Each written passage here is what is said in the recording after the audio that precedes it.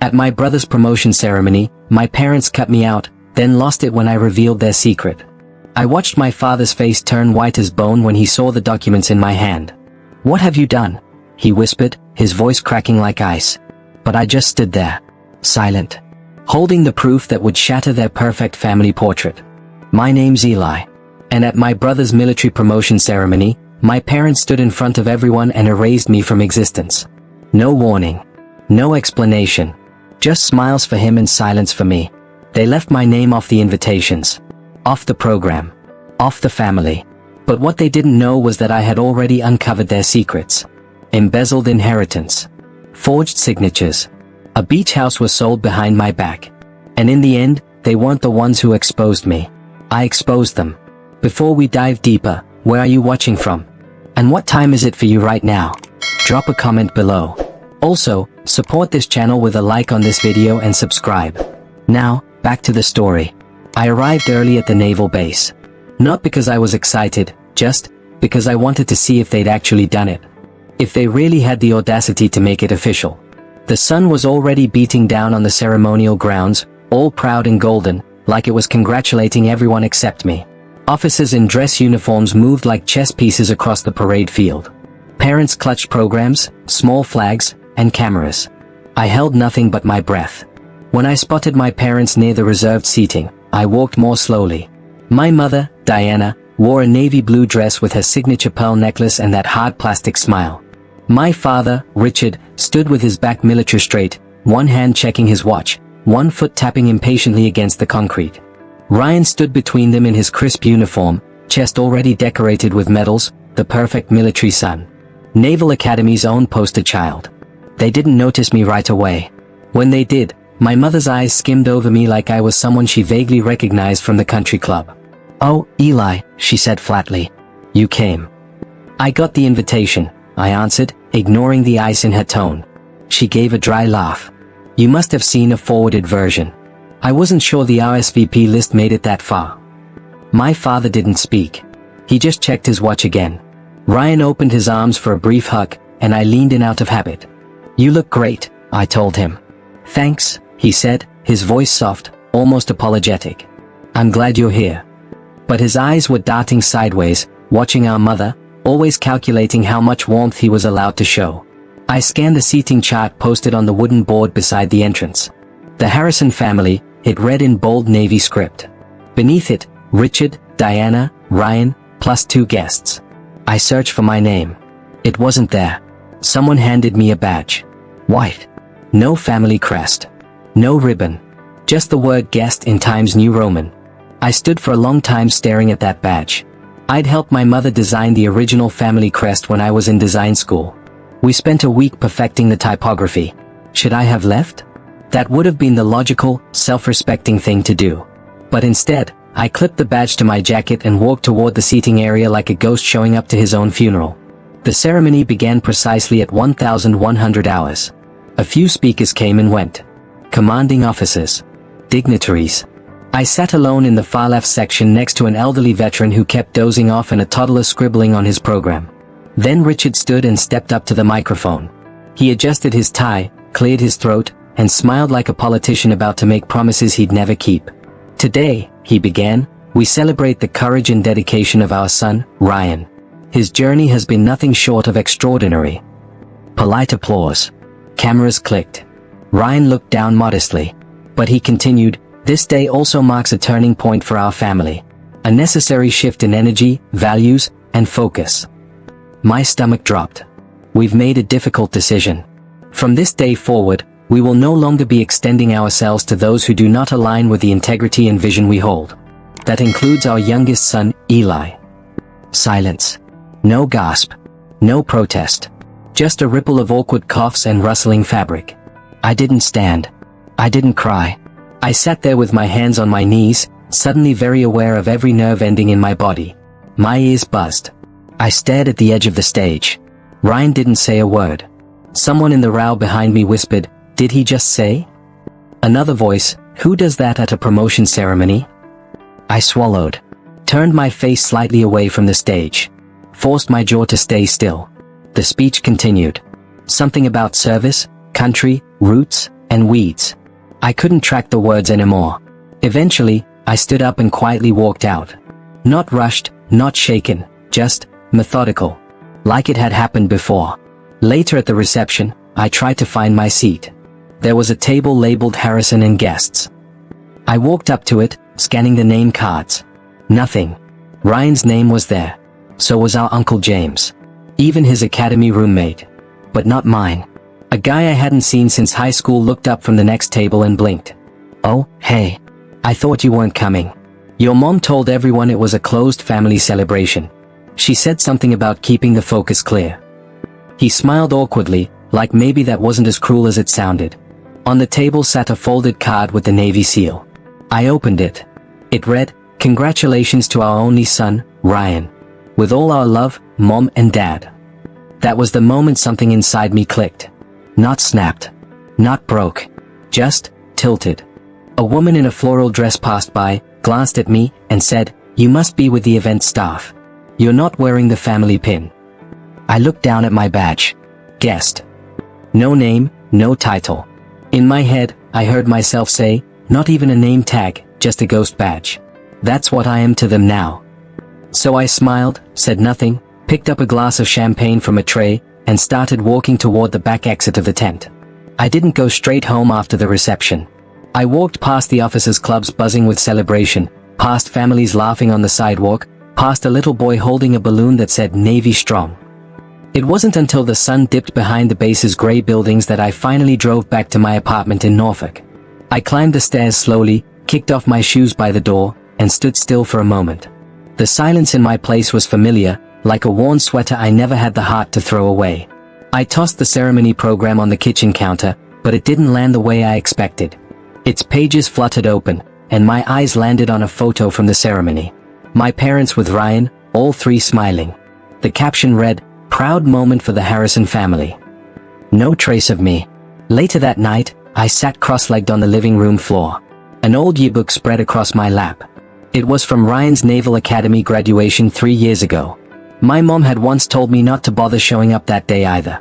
"It's not your moment," she'd said. The page with the family tribute caught my attention. One of those custom ads people buy at the back of the book. "To the son who never gave up. We are so proud of you, Ryan." A single photo, my parents and Ryan standing on the academy steps in spring. I remembered that photo. I'd been in it, too. I'd stood right next to him in that exact spot, wearing the suit Mom picked. I remember because she yelled at me for not getting it properly tailored. But in this version, I was gone. Cropped out cleanly. I touched the edge of the page and stared until my vision blurred. They didn't forget me. They erased me. The next morning, I woke to sunlight and a stiff neck. I had fallen asleep on the floor, curled up with that yearbook beside me like some kind of haunted diary. I pulled myself up and got ready for work. At the architectural firm where I handled client relations, nobody mentioned what happened. Of course not. Why would they? The Harrisons had always maintained their image well, and I never talked about them. Not really. Around 10, while I was pouring my second cup of coffee, one of the junior designers, Marcus, wandered in and said casually, "Hey, I saw a few pics on social last night. Your brother's ceremony looked amazing. That uniform, man, sharp." I turned, steadying my hand so I didn't spill the mug. "He always looks the part," I replied, then added with a small smile. "I was there, just in the shadows like always." Marcus didn't catch the edge in my voice. He laughed. "You're mysterious like that." Mysterious? That's one word for it. I headed back to my desk, past a coworker I knew had once served with my father. He nodded politely but didn't ask how I was. Another architect I used to collaborate with looked away as I passed, pretending to study a blueprint. They weren't being mean, just choosing not to see. I sat down, opened my inbox, and stared at the screen while my reflection hovered faintly in the glass. "What kind of family invites you just to disown you publicly?" That line echoed in my head like a song lyric I couldn't stop humming. Worse, what kind of son still shows up, hoping it might be different? I hated how much I wanted them to change their minds. How badly I had clung to the idea that maybe, just maybe, they were still my family. I glanced over at the stack of papers in my drawer. Old birthday cards addressed to our sons. Family newsletters where my name was squeezed into a corner like a footnote. One year, they sent a holiday card to my father's military colleagues that only featured Ryan's photo. They said it was a branding choice. It was never one moment. It was thousands of moments. Small cuts I'd ignored until now. Because last night, when I picked up my jacket and slipped out the back of the reception tent, I didn't leave empty-handed. I took the envelope. The crisp one with gold embossed letters and the handwritten message inside to our only son, Ryan. I'd slid it into my pocket without blinking because ghosts don't knock things over.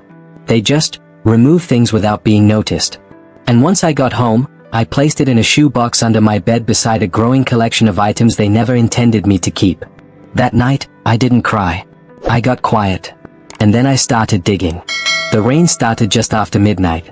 Quiet at first, tapping softly against the kitchen window like someone too polite to knock.